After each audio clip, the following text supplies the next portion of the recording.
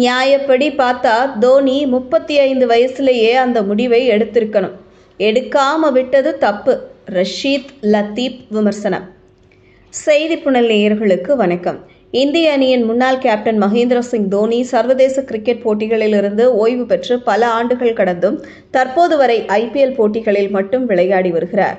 கடந்த 2024 IPL தொடரே அவருக்கு கடைசி தொடர் என்று அனைவராலும் பேசப்பட்ட வேளையில் மேலும் ஒரு ஆண்டு விளையாடுவதாக தோனி அறிவித்திருந்தார்.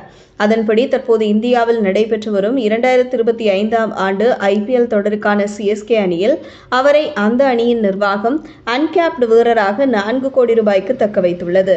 அதனைத் தொடர்ந்து நடப்பு 2025 IPL தொடரில் அவர் விக்கெட் கீப்பர் பேட்ஸ்மேனாக விளையாடி வருகிறார். தற்போது 43 வயதை எட்டியுள்ள அவர் முன்பு போன்று அதிரடியாக விளையாட முடியாமலும் பின்வரிசையில் தாமதமாக களமிறங்குவதும் CSK அணியின் தோல்விக்கு ஒரு காரணமாக பார்க்கப்படுகிறது.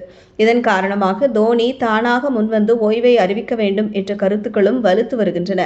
இந்த நிலையில் தோனி 35 வயதிலேயே ஓய்வு பெற்றிருக்க வேண்டும் என்றும் அப்படி அவர் எடுக்காமல் விட்ட அந்த முடிவு தற்போது CSK அணிக்கு பாதகமாக அமைந்துள்ளதாக முன்னாள் பாகிஸ்தான் வீரரான ரஷீத் லத்தீப் விமர்சித்துள்ளார். இதுகுறித்து பேசிய அவர் கூறுகையில், தோனி எப்போதோ ஓய்வு பெற்றிருக்க வேண்டும். அதற்கு நானே சரியான உதாரணம். ஒரு விக்கெட் கீப்பராக அதிகபட்சம் விளையாட வேண்டிய வயது 35 தான். அதன் பிறகு நாம் உச்சக்கட்டத்தில் விளையாடவில்லை என்றால் இளம் தலைமுறையினரிடம் போட்டி போட முடியாது.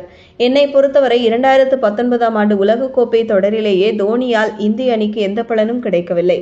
எனவே அவர் அப்போதே அதை புரிந்து கொண்டு ஓய்வை அறிவித்திருக்க வேண்டும். ஆனால் ஒரு வீரருக்காக ஒரு அணியை கீழே விடுவது நியாயம் கிடையாது. CSK அணி தோனியை மட்டும் கொண்டாடுகிறது. ஆனால் தற்போது அவர்கள் புள்ளிப்பட்டியலில் கடைசி நிலையில் இருக்கிறார்கள். CSK அணி கடைசியாக விளையாடிய சில ஆட்டங்களை நான் பார்த்தேன். அதில் தோனி வரும்போது சத்தம் அதிக அளவு இருக்கிறது. அதை தவிர போட்டியில் ஒன்றும் இல்லை என அவர் காட்டமாக விமர்சித்துள்ளது குறிப்பிடத்தக்கது.